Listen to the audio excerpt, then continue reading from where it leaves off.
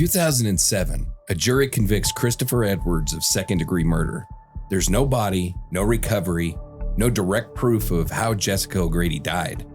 The case is built almost entirely on what investigators say happened inside one bedroom. Blood on the mattress, blood on the walls, blood on the ceiling. And based on that, they reach a conclusion, but a conviction answers one question and raises another. Did they prove it? Welcome back, listeners, to Dark Dialogue, the podcast where we unravel the shadows of the human mind and dive deep into the mysteries that haunt small towns and big cities alike. I'm your host, John. And I'm Angela, and together we shine a light on the stories that keep us up at night, the unsolved disappearances, life stolen too soon, and the questions that refuse to be buried. We know what they say happened, but that doesn't automatically mean it holds up. In the first episode, we followed the path that investigators took. Jessica disappears after going to Christopher Edwards' residence. Days later, her car is found.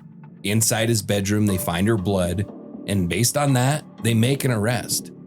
Now we step back because a conviction isn't the end of the story. It's where the case has to stand on its own. So now it's not about what they think happened. It's about what they can actually prove. Exactly. That means breaking down the evidence, how it was interpreted, and how it was challenged, and whether that conclusion actually holds up under scrutiny. So before we start breaking anything down, we need to understand what the jury was presented with, because this case does not rely on a confession. It doesn't rely on a recovered body. It doesn't rely on any witnesses that actually saw what took place. All the usual things. Right. It relies 100% on reconstruction. This case is built on interpretation. Yeah. And that interpretation is built from a combination of the timeline, which we discussed. She left her apartment, headed to Chris Edwards' house, all of the things. We have the physical evidence. Her blood's all over the place. All over. And then we have the behavior. We have her behavior, and then we have dipshit asshat's behavior, saying that he called her, told her not to come, texted the next day, asked her why she didn't come, all of that. And at its core, the state's case begins with a simple sequence. Jessica leaves her apartment on May 10th. She tells people she's going to Christopher Edwards' residence. She calls while she's on the way, and then she sends that final text message. No shenanigans for Jessica. Mm-hmm. After that, there's no confirmed contact. And everything after that centers on Christopher Edwards. Yeah, because no one sees her anywhere else. There's no communication that places her anywhere else. So the state's position is this. She goes there and she never leaves. And that would be my position too. It would be my position. It's a pretty freaking logical one. And that leads directly to the second counterpoint, where this happened, in Asshat's bedroom, inside his aunt's house. Can you imagine? I don't know anything about his aunt, but could you imagine how pissed off that was?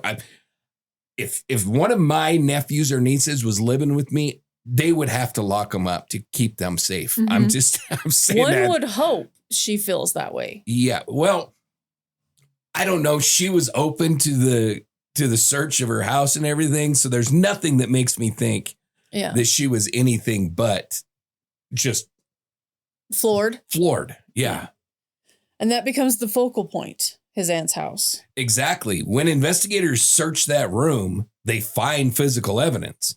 So that's the foundation of the case. Inside that bedroom, there's copious amounts of blood on the mattress. We talked about that. Covers the whole damn thing. Disturbing amounts. There's blood on the bed frame. There's blood on the walls. There's blood splatter all over the ceiling. And it's identified as Jessica's. Yes. And the state argues that with the volume of blood that's present there and the distribution of it all over the place and the placement, they're all consistent with a very violent event, not something minor and not something accidental. So this is what they use to say she didn't leave alive. Exactly, because there's no explanation presented that would account for that amount of blood. I mean, Yeah. it's a lot of blood. We've talked about it. Like we said on the last episode, the pictures are available online. Mm-hmm. If you look up a picture of that mattress, it's not survivable. Yeah. Tell us what you think. Yeah, tell us what you think. But the state doesn't stop at the physical evidence. They add the context. Jessica disappears after that. She's never heard from again. Her car's found days later, ironically abandoned at the same place where both of them work, and a location that does not match where she said that she was going. That adds to the idea that something interrupted her movement. Yeah. And then there's Asshat himself. He's the last person that she said she was going to see. He's connected to the location where the evidence is found. And there's no evidence placing her anywhere else. None that's been found or confirmed. So when you put those pieces together, this is the case that the state presents. Jessica goes to Edward's residence. Something violent happens inside that bedroom. She never leaves, and her body is never recovered. So even without a body, they're saying the evidence is enough.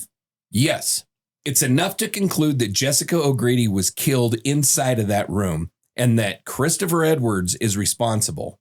So now that we've laid out the state's case, we need to slow it down because a case can feel strong, but it can still have gaps. So now we're not asking what it suggests. We're asking what it actually proves. Exactly. So the timeline is clean. Jessica did leave her apartment and she was heading toward Edward's house and she was never heard from again. All of that matters, but it also has limits. It tells us where she was going, but not what happened after she got there. Right. The timeline supports that she likely made it to his residence, but it does not directly prove what happened inside. It doesn't prove whether she left or not. And it does not tell us how the events unfolded. And like we said, there's no witnesses. There's no confirmed observation of her entering the house or leaving it. So the timeline points, but it doesn't close the case. Exactly. Everything centers in that bedroom. It's his space inside the house where he's living. That gives investigators control of the environment. But again, there is a limit. Being the location doesn't automatically explain what happened there. No, it establishes where the evidence is, but it does not give us the full sequence of events. And then this is where the case becomes difficult to ignore, and that's the blood. Because, like we said, it is a large volume of blood, and it is widespread distribution. It is all over the place inside that bedroom. Multiple different surfaces. This is the part that's hardest to explain away. It is, because the presence of that much blood in that kind of a pattern strongly suggests a very violent event. But even here, there's still questions. Yeah, does it prove death? Not directly. It strongly implies serious injury. It definitely supports the state's theory, but without a body, there is no direct confirmation of, well, there's no direct confirmation of death. Yeah. There's no confirmation of cause of death, of mechanism of death, or even the exact moment of death. And this is the central issue in the case, and that is there is no body. And that changes everything. It does, because without a body, you lose the direct forensic confirmation. You lose the precision of the timeline. You lose independent verification of death. And so what you're left with is you have to infer death from the evidence. So when we step back, this is what we have. A timeline that points directly to Edwards, a location that ties directly to Edwards, and physical evidence at Edwards' residence that at least strongly suggests violence. But each piece still requires interpretation. Yeah, and that's the key. This case is not built on a single definitive proof. It's built on multiple pieces that together form what I think is a logical conclusion. So the real question becomes, how strong is that conclusion when you start pulling at it? Exactly. Which brings us to a big problem. All right, spill the problem. So up to this point, the case against this total piece of shit rests on one central idea. And that is that the evidence found in that bedroom, and I also didn't mention, but there's also blood in the trunk of his car. Oh, yeah. Blood. We touched on that a little. So, but we all are under the assumption that that blood evidence that was found all over the place is reliable. And everything we've talked about depends on that being reliable. Yes. Okay. Because if the evidence holds, then the case holds, right? I mean, if you're talking about the blood all over this piece of shit's bedroom, is there really any doubt in your mind that he murdered Jessica in that bedroom? Not in mine, but you got to convince 12 people, right? Right. And they did. He was convicted. Mm-hmm. So as long as that blood evidence is reliable, I say we have a pretty damn strong conviction here, right? Yeah. But there's a complication. No. There's huge always a one. complication. And it doesn't come from this case. It comes from another one. So total freaking asshat piece of shit. This son of a bitch. Oh, I hate this guy. Ooh. Did we almost get an F-bomb there? Just about. Just about. I hate this man. I hate him worse than all of the asshats that we've ever talked about. Yeah. Including Dale Wayne Eaton. That's a lot of hate. David Kofoed. Kofoed? Kofoed. This total pile of shit was the commander of the Douglas County Sheriff's Office Crime Scene Investigation Unit. And he supervised one of the largest forensic units in the whole state of Nebraska. His team processed all the major crime scenes in this area, including the evidence in this case. So he's not just involved, he's overseeing the work, and he's more hated than a murderer. Right. Oh, no. And that matters because years after this case, something real important comes to light. In a separate 2006 double murder investigation, Kofoed reports finding a small but very critical piece of blood evidence. That evidence helps support charges against two individuals. But later, that case collapses.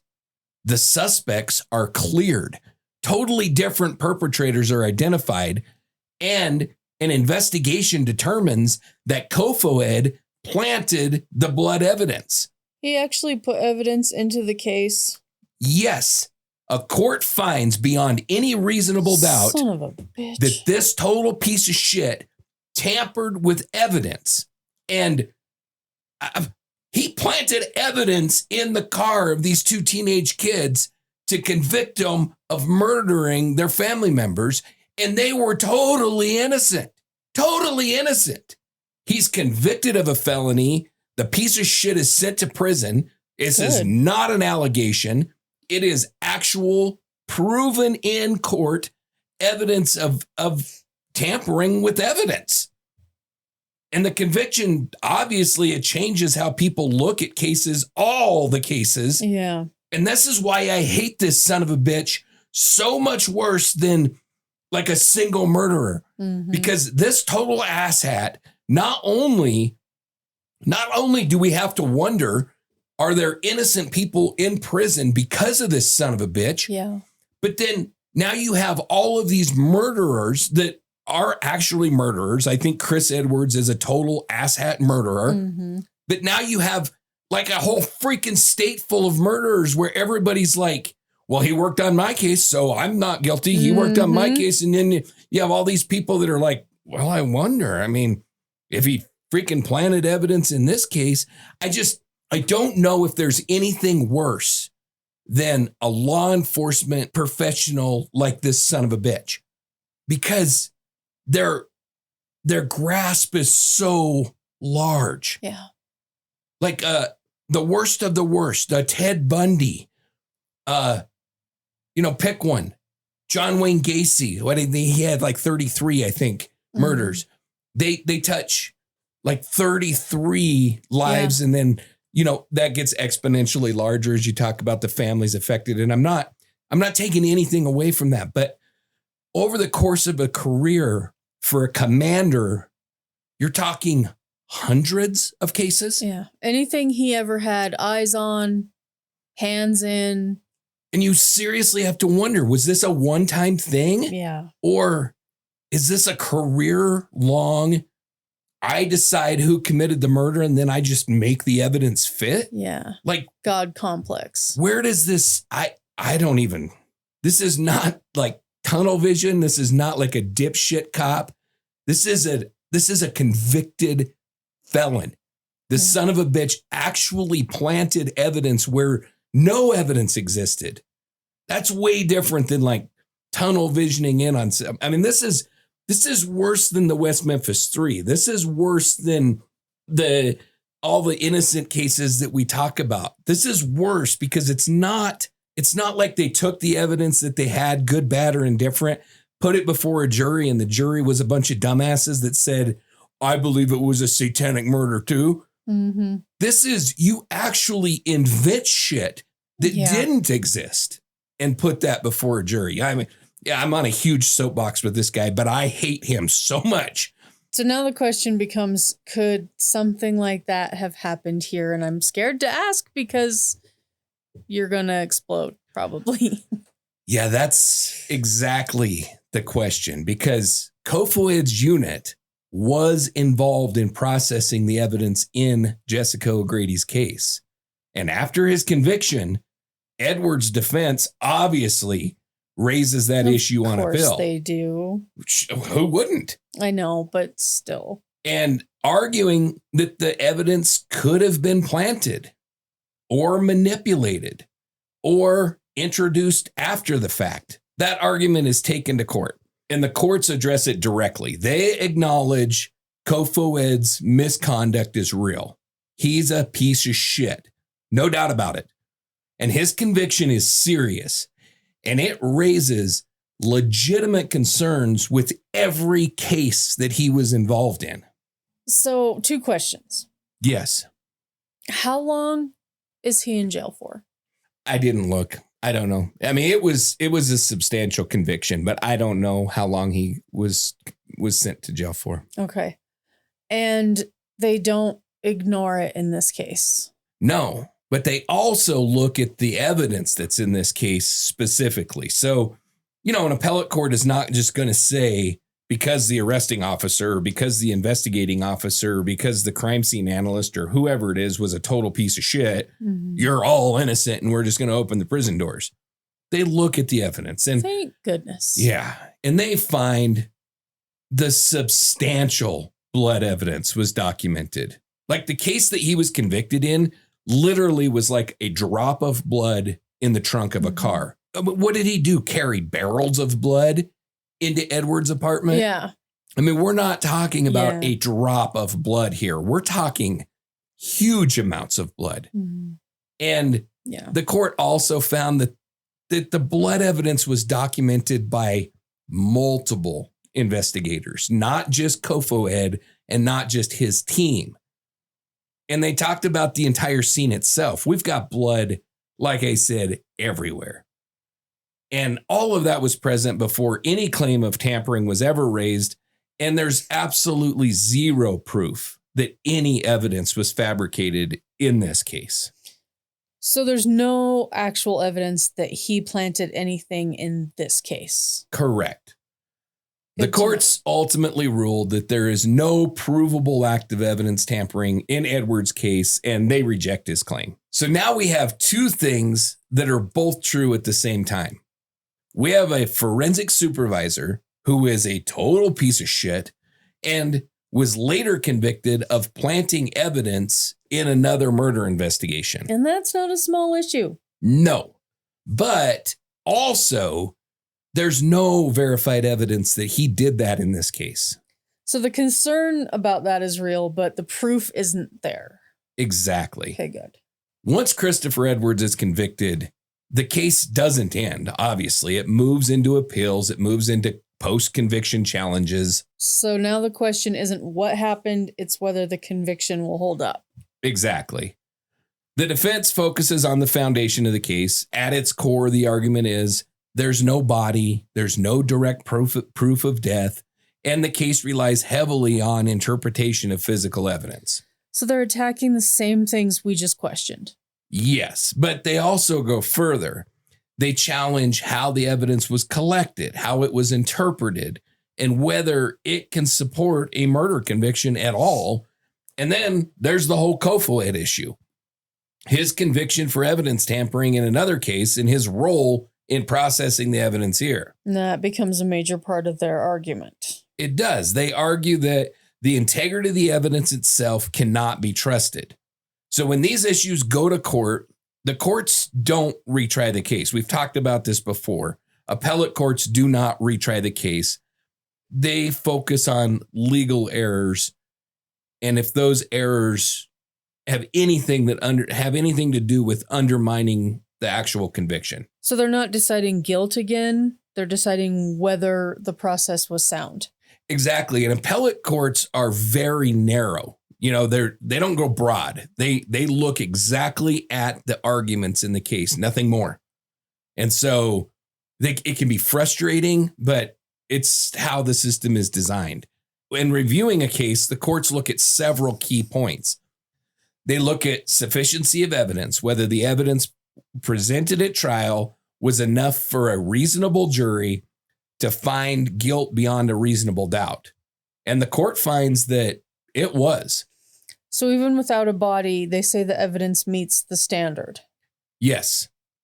And then they looked at the Kofoed evidence integrity claims. The amount of disdain you say his name with hate this palpable. Guy. The courts acknowledge Kofoed's conviction is real. It raises serious concerns, but they also find there's no specific proof of fabrication in the case, and they find that key evidence was documented independently of this asset. So concern alone isn't enough. You need the proof tied to this case. Exactly. And then there's other claims. Additional arguments are raised about how the evidence was handled, about investigative conduct, about interpretation of findings. But across those claims, the courts consistently find there is no reversible error. So at the end of the appeals process, the result is clear. The conviction stands and the challenges are denied. So legally, the case holds. Yes, but that doesn't mean every question disappears, because appeals answer a very specific question. Was the conviction legally valid? They do not answer whether every part of the case is beyond doubt.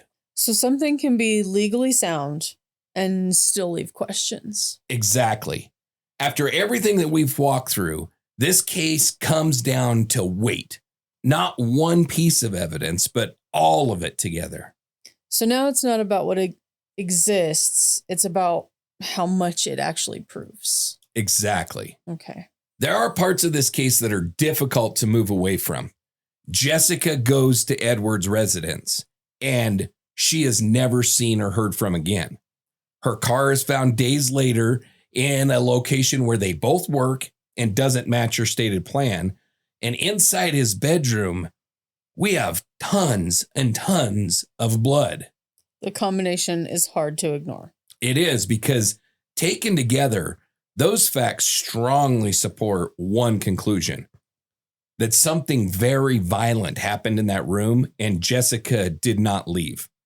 But even strong cases have limits. There's no body. There's no direct cause of death. There's no reconstruction of exactly what happened. So we're still relying on interpretation. Yeah. And the case requires you to accept that the blood evidence reflects a fatal event, that she could not have lived with that much blood loss. You're forced to accept that she never left that residence and that there's no alternative explanation that fits. And those might be reasonable conclusions, but they're still conclusions. And then there's the whole Kofoed factor, the integrity question, a forensic supervisor tied to the case, later convicted of planting evidence. That doesn't disappear just because the courts rejected it here, though, right? No, it doesn't overturn the case on its own, but it introduces a different layer of doubt that we have to acknowledge. And then there's something else, and it's not legal, it's not forensic, it's practical. What do you mean? The logistics. If the state's theory is correct, then after a violent event happened in that room, Jessica's body is never found, which means it was removed from the house, it was transported, and it was disposed of somewhere. And all of that without being seen, without leaving a trail, without anything being recovered? Right. And when you look at that, there's a question that naturally comes up. Christopher Edwards is described as smaller than Jessica, lighter than Jessica, and physically less imposing than Jessica. Jessica was approximately 5'9" tall, weighed about 140 pounds. So you're asking whether one person could realistically do all of that alone? Yeah, I am. Okay. And this is where I'll be clear. There is absolutely no evidence in the record or anywhere else that confirms there was an accomplice. There is no second suspect, but there's no verified involvement of anyone else. But from a practical standpoint, it is difficult for me to ignore that possibility. That it may not have been just him? Exactly. Okay. It's not proven. And like I said, it's not established, but it is a question for me that just doesn't go away. When you put all of this together, you end up with a case that looks like this. There's strong evidence that something violent happened. There's a strong indication that Jessica didn't leave that residence.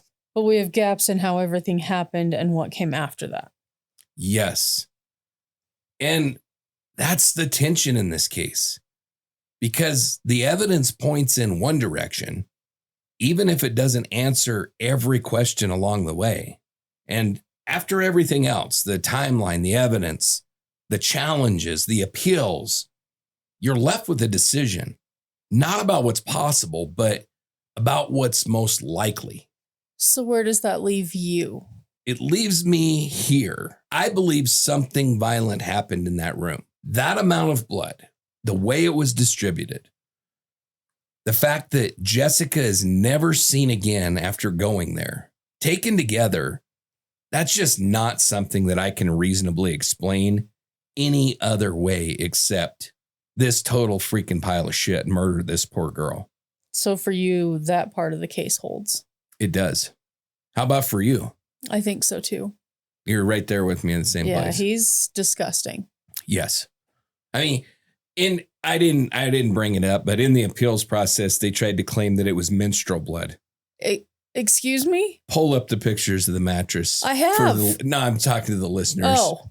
If there's any doubt about whether this was menstrual blood or not, pull up the pictures of the mattress. For me, that mattress seals the deal.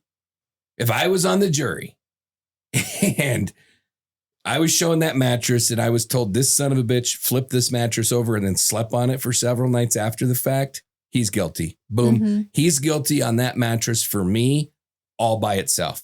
You were withholding the menstrual blood thing to get my reaction, weren't you? Potentially. Yeah. Mm-hmm.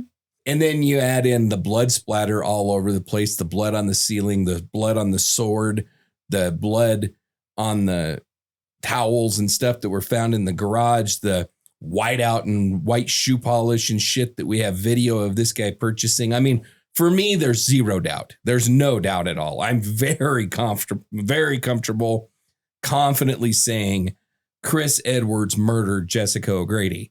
I'm not comfortable saying he did it alone. So those are the things that still don't fully line up. Yeah, for me. But all of that doesn't mean that every part of this case is clean. There are things that still don't fully line up. Yes. There's no body. There's no confirmed sequence of events. There's no clear explanation for just how everything happened after that moment. And then there's the question of how it was done, the removal, the transport, her disappearance without any trace whatsoever.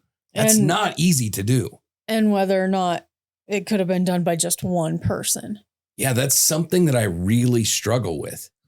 Like I said, there's no evidence of an accomplice. There's nothing in the record. But from a practical standpoint, it's difficult to ignore the possibility that he might not have done all of that alone. So even if the conclusion feels clear, the path to it doesn't. Exactly. And that's where this case ultimately leads. A conclusion that feels supported. It's something I'm comfortable with, but a story that's still incomplete. And cases like this, they have a way of becoming everything except the person at the center of them. The evidence, the arguments, all of it starts to just take over. It does. But none of that is the reason that this case matters. Because before any of this, before the investigation, before the courtroom, there was a young woman whose life mattered. This is Symphony from the J.J. Hawk Band. And this is Jessica O'Grady.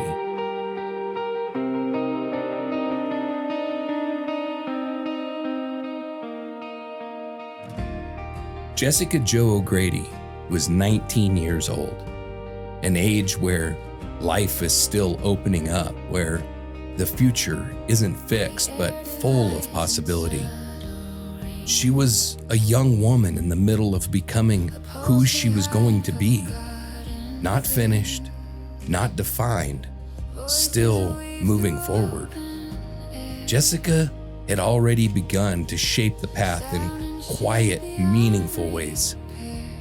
She chose to study education at the University of Nebraska at Omaha, a decision that reflected something people had long recognized in her. She cared about others. She connected with people easily, and she had a natural ability to make those around her feel seen and comfortable. That showed up most clearly in the way that she was with children. She spent time with her niece, helped coach her softball team, and stepped into those moments with a kind of patience and warmth that cannot be taught. For Jessica, it wasn't just something she did. It was part of who she was. She was moving towards a life where she would guide, teach, and shape young minds. A life where she would have stood in front of classrooms, helping children learn, grow, and understand the world around them. And when a life like that is taken, the loss doesn't stop with one person. It reaches further. There are children who were never taught by her, students who never had the chance to be encouraged by her, young lives that could have been shaped in ways that we'll never be able to measure. Because the impact of someone like Jessica isn't limited to the people that knew her. It extends outward into futures that were never realized. Those who knew her didn't describe her in dramatic terms. They remembered her in the way that people remember someone who was simply good to be around. Someone who made conversations easy. Someone who showed up. Someone who didn't need attention to have an impact. She lived in the everyday moments, the kind that don't seem important at the time, but become everything once they're gone. Time with friends, time with family, laughter that wasn't planned or forced, moments that felt small then, but carry weight now, because that's what's left when someone is taken. Not the headlines, not the arguments, not the details that get picked apart and debated. What's left are the spaces they used to fill, the roles they played in people's lives, the presence that once felt permanent. For Jessica's family, that absence did not replace her. It changed everything around her. There are birthdays that she didn't reach, milestones that she didn't get to experience, moments that she should have been part of. And for the people that knew her best, those moments don't just disappear.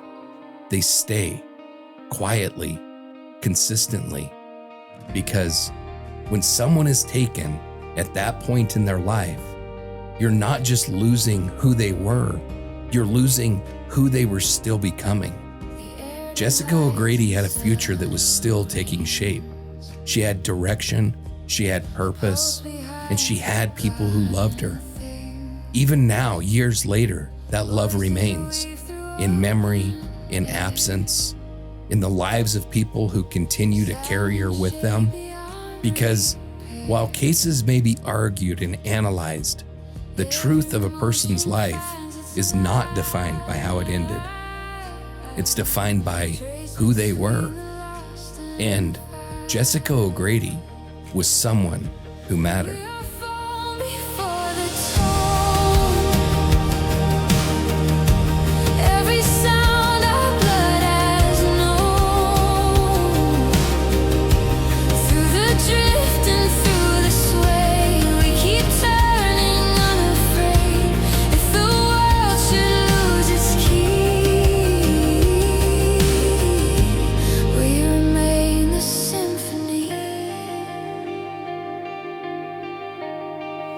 The meters change, the timing breaks. Pattern born from small mistakes. Every thread begins to spin, building worlds we live within. Every motion finds its line. Between the lost and found, we are formed before the tone. Every sound our blood has known.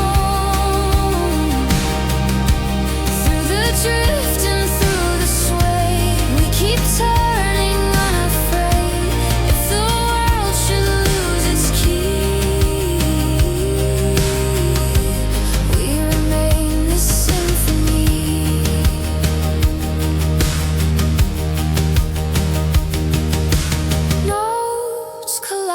and start anew. Colors shift from gray to blue. In the hum we recognize something vast behind.